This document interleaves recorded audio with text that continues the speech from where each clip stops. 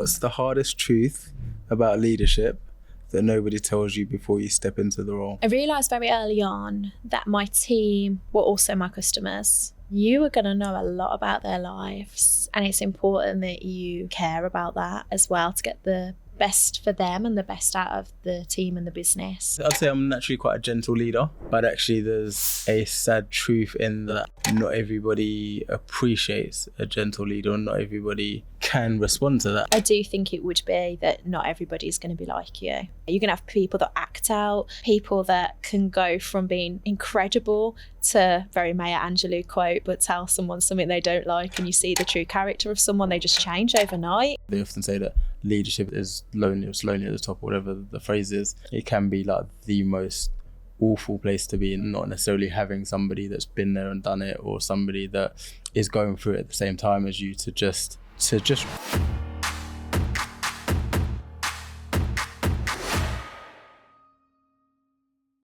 all right, so this time we've got what's the hardest truth about leadership that nobody tells you before you step into the role?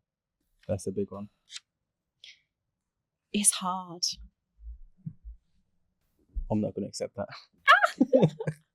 We can unpack this. Yeah. It's really hard. Did you not know it hard. was hard before coming into that? I realised very early on that my team were also my customers. And that was a lesson. So not only are you servicing the customers and the clients of the business, your team are that as well. And you are going to know a lot about their lives. And it's important that you, in my opinion, it's important that you care about that as well to get the best for them and the best out of the team and the business. It's hard. I think emotionally, it's hard. That was a negative lesson, wasn't it? It's a lesson. Yeah, was it negative? It was quite negative. Yeah. It was a bit, wasn't it? But it is hard. That's the truth. That is the truth. It's hard. Yeah. As you're speaking, I was thinking about mine to say, for me, it wasn't necessarily the hardship, because that's something that I've always kind of understood in terms of, I've always had the mindset of like nothing worth doing is going to be easy. Yeah. So for me, it's just a given that it would be hard. I think the one truth that I wasn't prepared for is that a lot of the mistakes that you make, or a lot of the lessons that you learn, you have to live. And I say that to say there's a lot of stuff that's in textbooks or books generally that is just nonsense. Yeah, I was going to say. And I don't know whether this is like the education system that doesn't necessarily prepare us for this, but it's like there's a lot of stuff that we're educated to believe, or there's a lot of stuff in textbooks that gives us a mindset that if you structure things in a certain way, or you think about things in a certain way, then you're guaranteed to get X outcome. And the biggest lesson for me has been that there's no given path, there's no predetermined A plus B equals C. Everything, and I mean like absolutely everything, is random. Because people are unpredictable. People are unpredictable. The economy is unpredictable. Yeah. Life is unpredictable. Like, there's no formula that comes with being a leader. Like, I think this says a lot about me and you. Go on. Because I can't. Now in later years, I would look and I listen to a lot of podcasts and I would read leadership stuff. But I can't say I did that for the first 15, 16 years of my career. So I never felt like, oh, that theory was that and that's not worked, because I didn't know the theory. I was much more of a learn on the job, go with my gut instinct. How are people reacting? I'm very aware of the reactions of others. It's very much similar. Okay.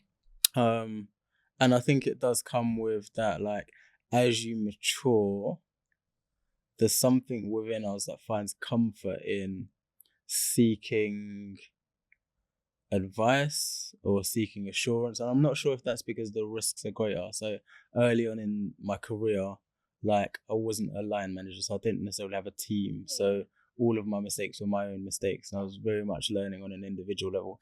As I progressed, I've now got a team that I'm accountable for. I'm now accountable for their mortgages and their rent payments or their holidays or their trade, whatever it is. I'm responsible for them getting paid. And the extension that they want to build, or everything, 100%, everything. And I think that inherently brings a bit more risk. And the more risk there is, the more you feel like you have to mitigate that risk.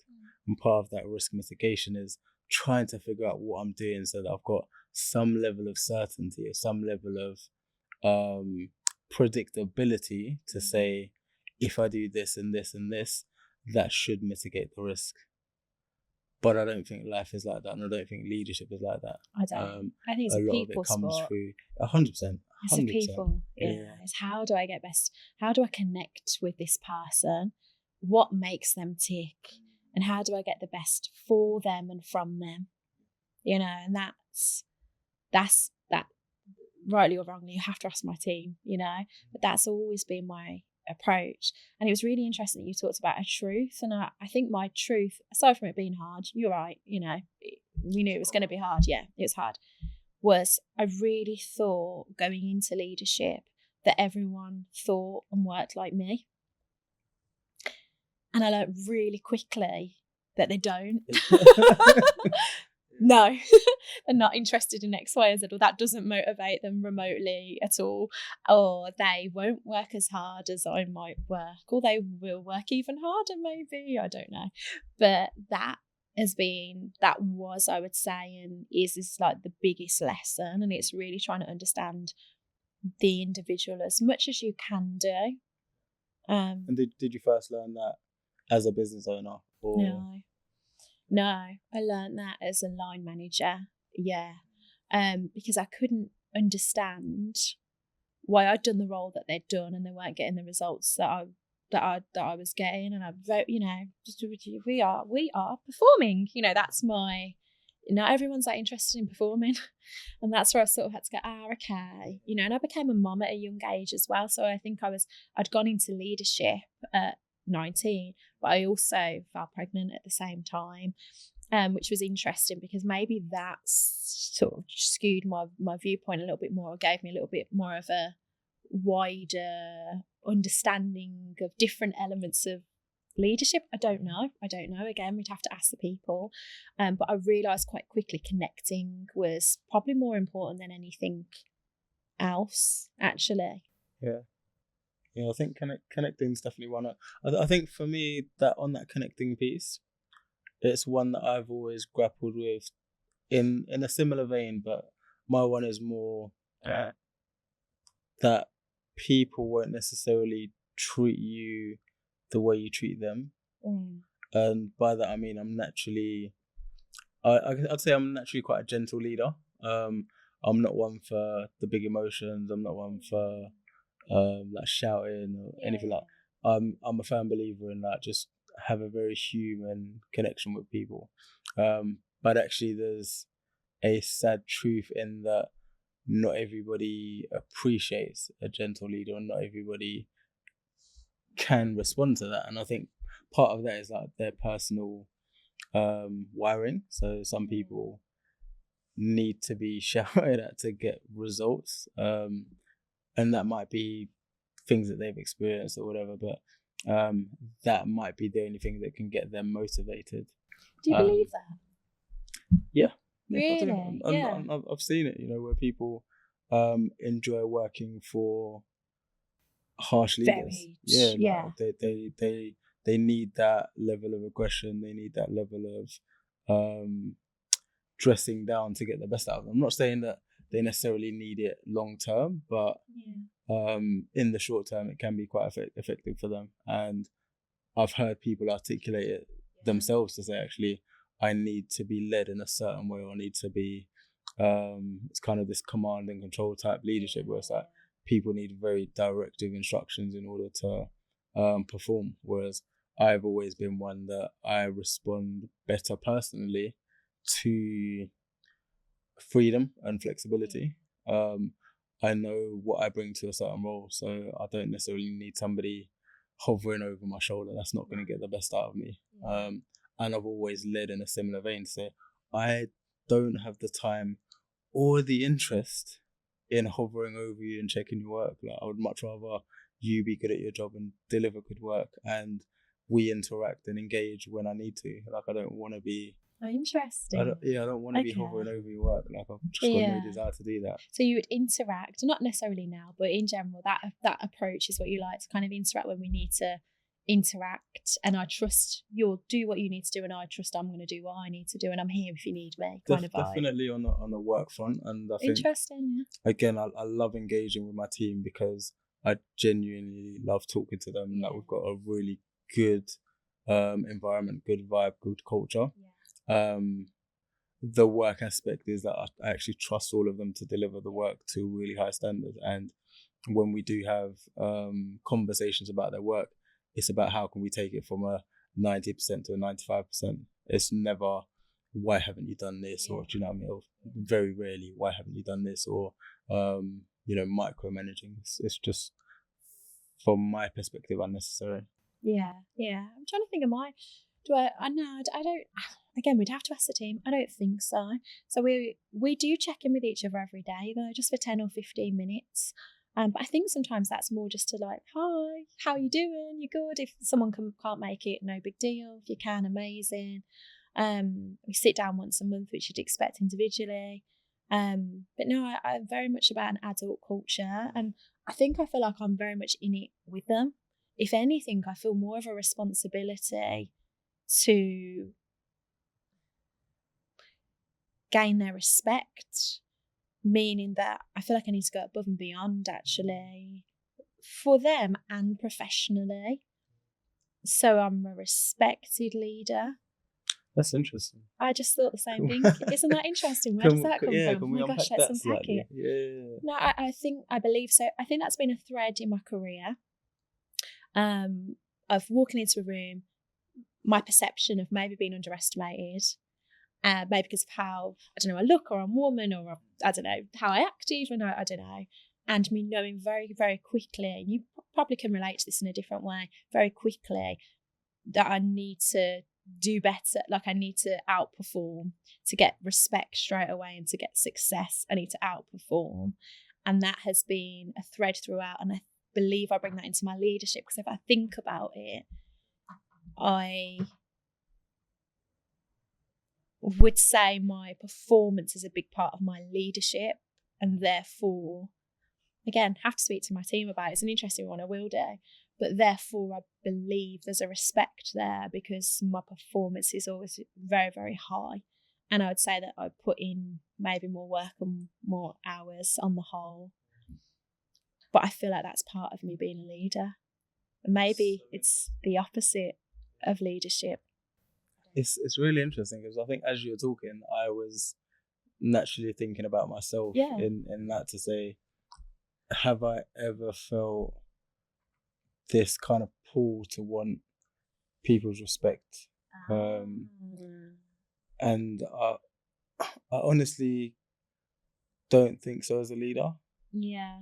I think more so when I was like new in industry, new in role, trying to prove myself, I wanted that respect. And it wasn't necessarily like a craving for respect. It was more, I wanted people to see what I could do. Yeah. Whether they respected me or not is kind of outside of my control. And I've kind of always had that mindset to say, I can't really control whether people respect me or not. However, I would say that there probably was a time in my business as a founder where I was very aware that I didn't necessarily have everyone's respect. Okay. How did you deal with that? I would struggle with that massively. That might be the case now. Do you know what I mean? But I know I would. I think generally it was a really difficult time for me. And I think I lost a lot of confidence, because I've never really had to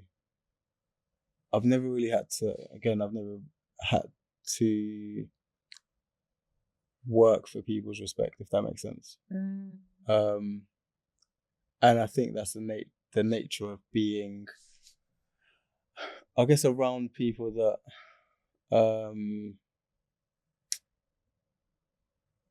I don't know, just It's a really interesting question. I don't know. I've never had struggle. I wonder if this is a gender thing. Okay. I'd be really intrigued. Now, it might be a Scarlet thing. Yeah. Like, I'm 100% happy to take accountability if it is. Other women are like, what are you talking about? Yeah.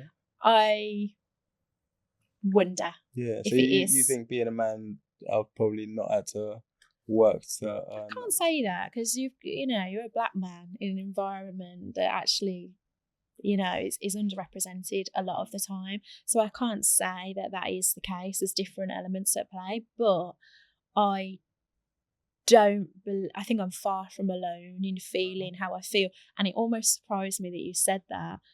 And the reason why I probably wouldn't have such open, vulnerable conversations, and when I have, they're typically with other female leaders who straight away, and not all, complete generalisation, some will be going, what are you talking about?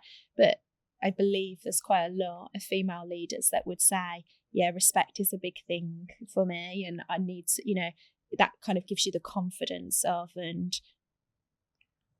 because I think how it can feel like is, what's she doing there, or what does she know? She has done this, has she done that? Or you're being sexualized, or you're being judged for what you're wearing, or your weight, or they're looking, there might be, there's different elements that naturally do happen for everybody, not just for women, but they do.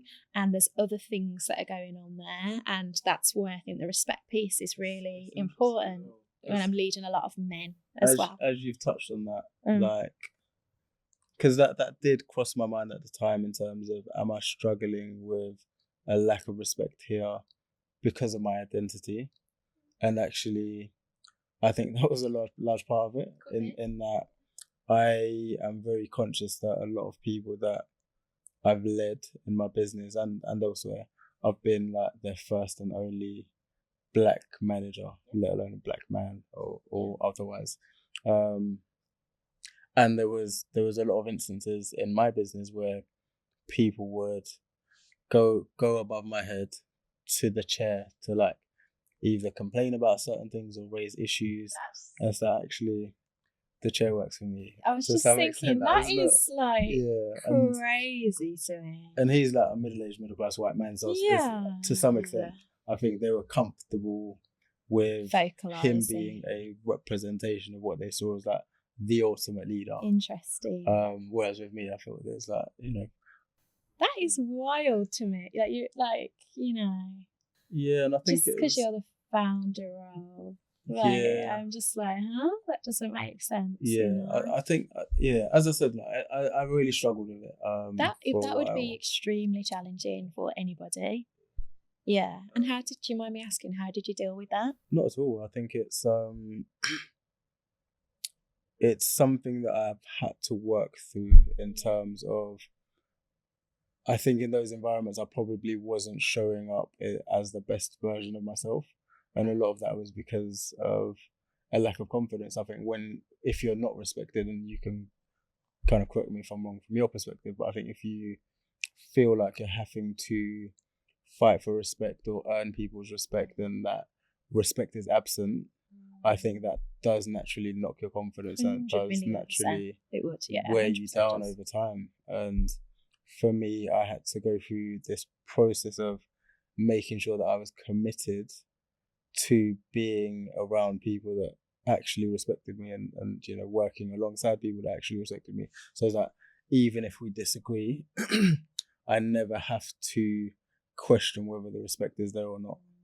And I think that has fundamentally changed the way that we recruit. It's fundamentally changed the way that we engage as a business, even from a perspective of like clients. So I fundamentally refuse to work with clients where I think that respect isn't there, or whether I think there's a risk of jeopardizing, whether we're respected or whether they're respected. I want that respect to be mutual. And I've kind of sharpened my skills in terms of understanding what that respect looks like, and course correcting as the case may be. But yeah, what are your views in terms of like that kind of respect confidence dynamic? I think it's really interesting what you're saying.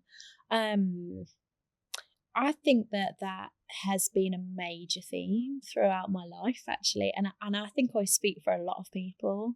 And I think when you maybe do look different to what we typically see, maybe in powerful decision-making positions, and your background is as well. I was just questioning, actually, is it an insecurity inside me? Is that actually been my experience of? But I would say it's both. I definitely would say it's my experience of as well, 100%, and that really was what made me think, right, I need to know more than my peers. I need to put in more effort, energy, and work. I still have that today. I still do that now, which doesn't really make complete sense, because when you think about it, if anything, it should be me that's probably like, okay, we've got this amazing team, but I love the work. That's why I love it, right? And I'm fueled up and I just love it. But it definitely is that as well. It's, I'm really passionate about being respected in what I do. And I know to be respected, then I have to be the best that I can be. They were the 2 and 2 that I put together from a very young age. And that was the only way I knew. And I don't know if it was my baptism to leadership, which you've heard about before, or if that's something just innately within me. But yeah, that's a massive part of my style and approach, definitely. And I give the same back. Respect is massive to me. Yeah. It's interesting that, again, kind of that parallel between being the best, working the hardest, and respect. So for me, it's that the respect is the absolute minimum, and comes back to what you're saying in terms of, because I give that level of respect, I expect it to some extent. That I don't go out of my way to disrespect people. I'm very courteous. I take people at face value. That there's a certain level of respect that I treat everybody with. So if that respect is absent, there's absolutely no way that we can work together. And so I don't want to have to prove myself worthy of your respect. It's either that respect is there or it's not, and if it's not there, then sorry, we can't work together. But there's a privilege in that, right? Yeah, there is a privilege in that, because I know at times, not in my business, I would adopt the same approach. But previously, when I know we need to get revenue in and I've got a billings target as a recruiter, the guy or the woman or whoever it is could be a bit disrespectful to me, but I'd be looking at the bigger picture. And I'd think, well, actually, it's going to mean I can do X, Y, and Z and I can deliver this result. So I'm going to navigate how I deal with that. And I probably would have taken, would I? Potentially. I would have. Potentially. I think earlier in my career, definitely. And I think that I was definitely in situations where I felt disrespected. But I think after 5 years, maybe 3 years even, I think after 3 years, I was in a position where I was like, I don't feel I have to put up with a level of disrespect. And I think that's where my foundation started to build, to say there's a certain level of respect that I expect. And yes, it's variable to say, actually, sometimes when I've walked into certain rooms and, people have mistaken me for a grad or mistaken me for a tea server or whatever the case may be. Quite a lot, yeah. I can kind of turn a blind eye at those things because,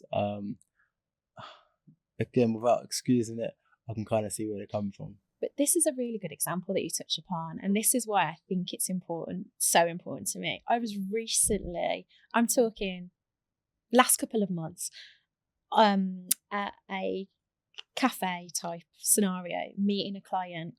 Not once was I asked for cutlery, but twice was I asked for cutlery and a cup of tea. Now I'm in front of my client. Twice it happens. First time he laughs it off. The second time, like, I'm getting a bit irritated. Because, and then again, that's happening around me. That is, those people don't know who I am. I don't know who they are. They really seem very pleasant. They really thought I worked at the place twice. And I was dressed, it's something similar to this. Just in uniform. Yeah, no, it was something similar, some kind of some professional something. but twice. And then I know straight away, not, I'm on a back foot here. I'm trying to get the respect of the client. I'm trying to impress this client. I'm trying to work with this person, and we're having to laugh about twice being asked about tea and cutlery, and that happens. That happens, and that's why I said I wonder if there's a gender play in this a little bit as well, from where that comes from. I don't know. Absolutely, and I think it is kind of that expectations in terms of what leadership looks like. Yeah. And I think, or what a waitress looks like. That's what I challenge. I'd like to challenge that, please. I mean, we'll leave that. Step away from that. Yeah. But I think it is that generally, if you don't present as this archetype of what leadership looks like, not just in looks, but also your mannerisms. And I say that to say, I've seen it a lot in gentle, compassionate leaders where they're taken advantage of, quite frankly, where people feel like they can bully certain leaders. They feel like they can get away with either not doing their work or taking the mick, because that leader chooses to show up in a way that isn't the archetype of leadership that we're used to. Yeah, it is so interesting. I'm seeing this unfold in lots of examples in my own life, actually. But I really want to tap into the gentle leadership piece, because I think that is massively important, and I think that's the direction that leadership is going, like wholly successful leadership. But I even just thought back to a workplace environment I was in, and when candidates would come in, like I would refuse to my male colleagues to make the tea. I was not going to make any hot drinks. I told them I could not make hot drinks. I set my stall right from the get-go. In meetings when they'd look to me, can't make it. And then I'd ensure that my counterparts made the coffee and the tea for the candidates come in for my own meetings, because I knew it was the way I was going to gain respect very quickly. So it's definitely been a theme throughout. However, interestingly, that was in a work environment, and part of that was survival, I think, at that time, right? In my leadership style, definitely in my business, I would agree. I would say again, my team might disagree, but I would say I'm very gentle, very compassionate, I hope anyway, leader, that shows quite a lot of a lot of humanness, that's really important. So is that... Interestingly though, I feel like it's a part of my leadership style that I've had to turn down slightly. Yeah, over the years. Tell me why. That's sad to me, actually. It is. It's sad to me also. Yeah. But I think it's my adjustment to the landscape, and by that I mean, as a gentle leader, I think there is a certain amount of advantage that can be taken of you, and I've now positioned it as actually I kind of have to earn my gentleness, and I will be the most gentle, compassionate leader, but after you've proven that you're able to cope with that, actually, because I don't think it's for everyone. I think that level of comfort that you feel from having a gentle leader takes time, and I think there's some people that will abuse that level of flexibility, that level of freedom that you get, without giving anything in return. I think it is, as all things are in life, it's a negotiation, it's a give and take. You can't just take from the situation in terms of the flexibility, in terms of the compassion, without demonstrating that you're quote unquote worthy of it. And I'm willing to give. That's 100%. And I've always said to... It's reciprocal. 100%. And I've always kind of said to my team, or demonstrated to my team, that actually when you're willing to commit to me, I'm willing to commit to you all the way. And there's this hopefully beautiful environment of everybody working for a common cause, everyone aligned, and then everyone understanding that we're all deeply human. So there's areas that I will let my team down, there's areas that they'll let me down, but actually there's more areas where we support each other. So I'll support you, you support me, we grow together. And that's the balance that I want to achieve, and that we continue to work towards. But not everyone can operate in that way. I think there's a lot of people that are very entitled and quite selfish, in that they go into the workplace with an extractive mindset. So this is all about what this job can do for me, what this company can do for me, how it's going to look on my CV.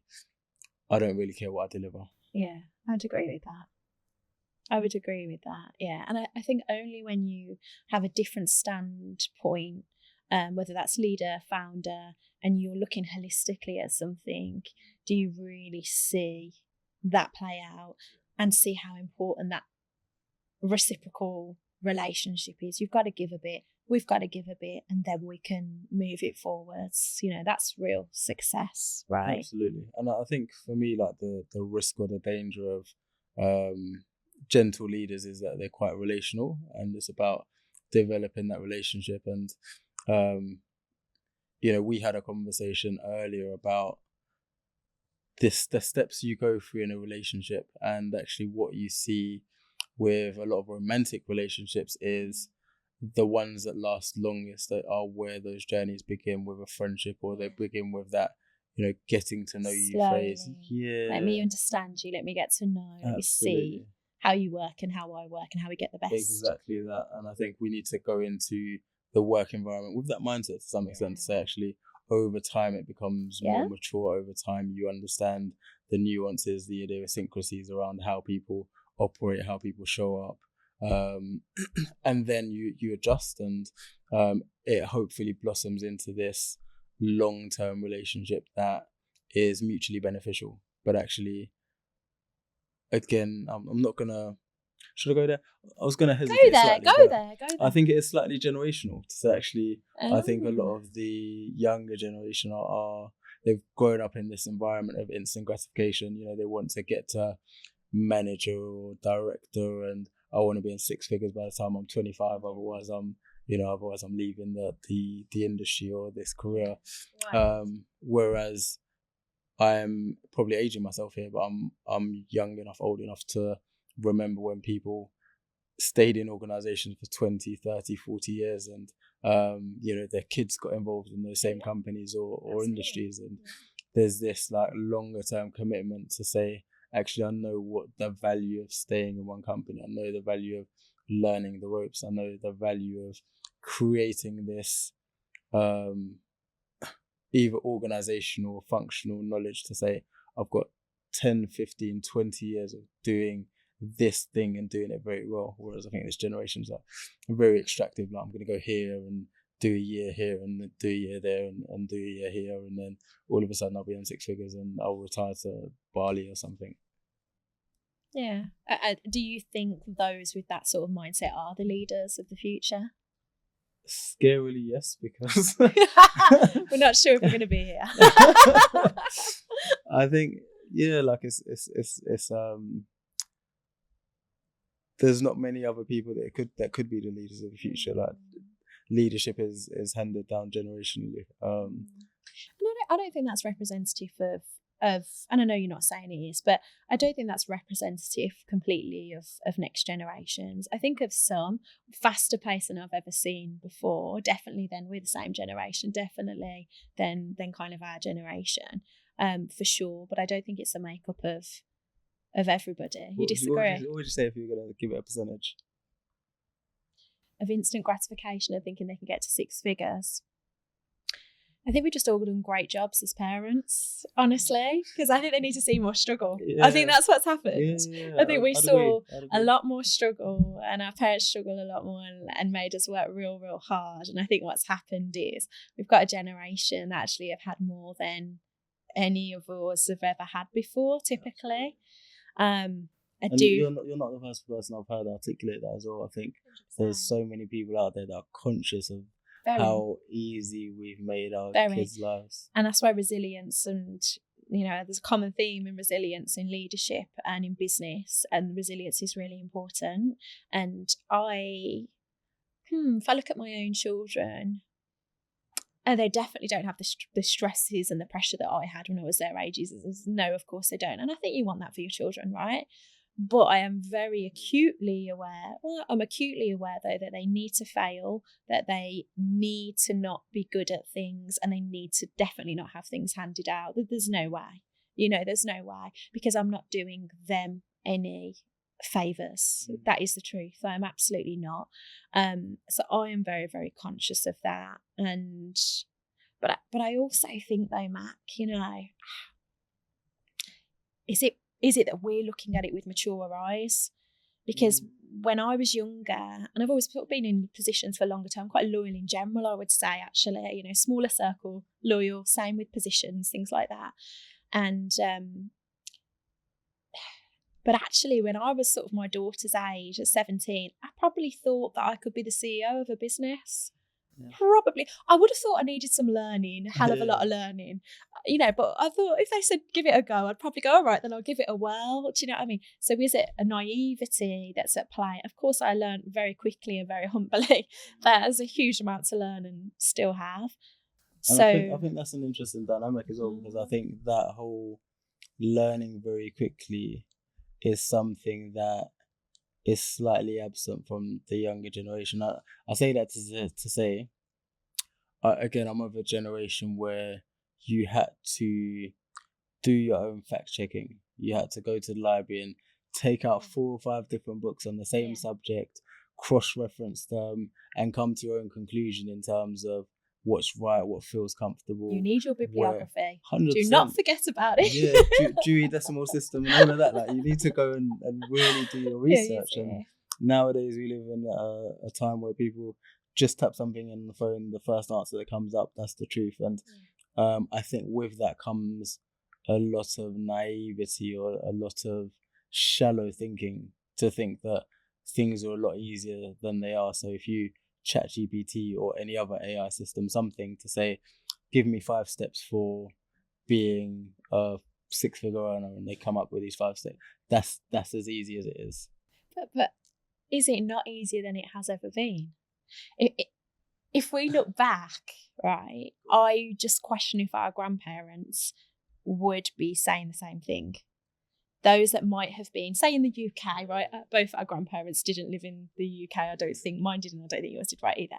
But say if they did, they potentially would have worked in factories or done mining or something like that, right? Would they not look at our jobs today with our flexible work in our laptops, taking our children to special clubs and talking about organic food and gone, what a life after working 12 hours in a mining capacity? Do you know what I mean?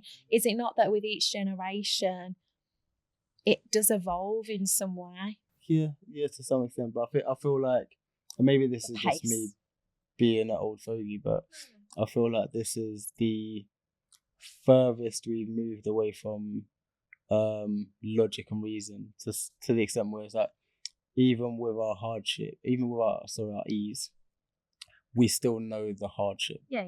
Whereas I think this generation is so far removed from the hardship that anything that isn't instant just feels like oppression. And bringing it back to the workplace, I think that's why a lot of them go into roles and are told, you may have to develop in this area for like 2 years. And for them, it's like, 2 years? I don't want to wait 2 years to be a 6-figure earner. I want it now, because Instagram tells me that all I have to do is post. But they're not going to get it though, right? Isn't that going to be the harsh answer? Like, oh yeah, you're not good enough. No. I disagree, because I think some of them will get it, but they won't know how to sustain it because they don't understand how they've acquired this. But isn't that the lesson? So my point being that you're going to fall anyway. My daughter, she pitched herself to me. She left school. She went to college for a bit. She went to college for a bit. She didn't like it, which didn't surprise me. She's actually started a little online business. She's doing some pot washing and waitressing. Great, fine. And she went, Mum, she came through the door, bright spark idea, got a great idea. I was like, what? I'm coming in 20 bags, 12-hour day with her sister. I've decided I'd like to work in your business and I'd like £40,000 a year. Right. Only. Huh? Only 40,000. And I said to her, so what skills can you bring to my business? Well, I don't really know. I haven't really got that many. But, she has. But she went, I don't really know, but you can teach me. And I says, no. You'll have to humble yourself and go and find yourself a job that you can do, which is a minimum wage job, washing pots at the moment. Again, she's got other things she's building out, right?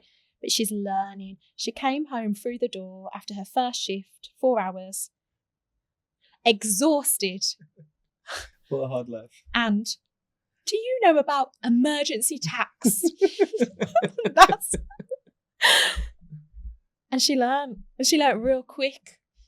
And my point is, do these lessons not hit you anyway? Much like leadership, much back to the question that we've been asked, are these not the lessons that we learn along the way that make us better, that we grow from, if we choose to do so, that we evolve from? Is that not what we're all doing, actually? Good take, actually. Good perspective. Yeah, I think Did so. you know about emergency tax? I did. I learned that lesson many times. We learned that a long time ago. Many times. But yeah, look, you're right. I think it is a case of learning by doing or learning by experience. And again, back to the question, that is my biggest takeaway in terms of the fact that there's no there's no predetermined course. That a lot of these things in leadership, especially, you're not going to know until you experience it. And I had this conversation with someone the other day to say, even when people have told me about certain things, I've not understood the gravity, the reality, until I've faced it myself within my business. Oh yeah. That is powerful, and that is the truth. And I think my biggest takeaway and share would be, if you are not interested in people, I would encourage you not to be in leadership, number one. That is my honest thought. If you are, wonderful. And if you are, I think the biggest win is to really care and understand your people. You really want to understand them, try and get to the root, you're trying to connect with. I really believe that's vital for the success of the business and the relationship for both of you. Is there any truth that you would have appreciated being told before you became a leader? I do think it would be that not everybody is going to be like you. Yeah, you're going to have people that act out. You're going to have people that act in ways that you would never think of acting in a million years. People that can go from being incredible to, very Maya Angelou quote, but tell someone something they don't like and you see the true character of someone, they just change overnight. Nothing now surprises me. Our head of research, she always says there's nothing more fickle than folk. And I always think it's actually a brilliant quote, and it's true. And if you're in this landscape, be aware. Anything can change in a moment, but you do need to sort of be as prepared for that as you can be. And it's not personal. It is not personal. I've seen a friend around me, actually, she's more concerned whether her team like her versus whether they are performing. This is not personal. This is not friendship. You develop friendships. I deeply care about my own team now, but this is not personal. This is actually professional, and it's getting the best for both parties. That is the truth. And if you like me at times or don't like me, that doesn't really matter so much to me, actually. It matters that I'm doing the best by you and the best by the business. Yeah, absolutely. Right. I think for me, that one of the biggest takeaways is, again, kind of linked to this, like you have to walk the path, but that path is an individual path. And similar to what you're saying about like not wanting to be liked in, or not wanting that to be your driving force to gain friends or people to like you, it is about like the individualness of this walk. And they often say that leadership is lonely at the top, or whatever the phrase is.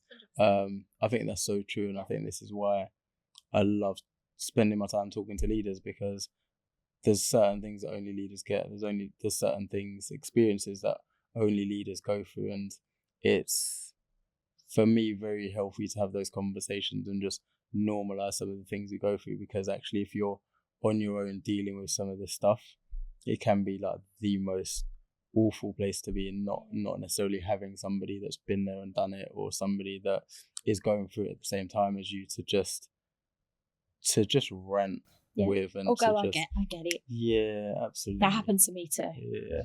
Yeah. So we need a leadership help. So we do. No. Leadership community. Leadership community. Absolutely. Yeah, really interesting. Thank you for sharing. You've given me more of an insight and a bit of a different perspective on things, actually. Likewise, and thank you for challenging me on the whole next generation. I was going to say Gen Zs, but it's probably all of the generations below as that, including my kids. Yeah, you're same. Yeah. God knows the world that they're going to grow up in. Hopefully a better one. Hopefully.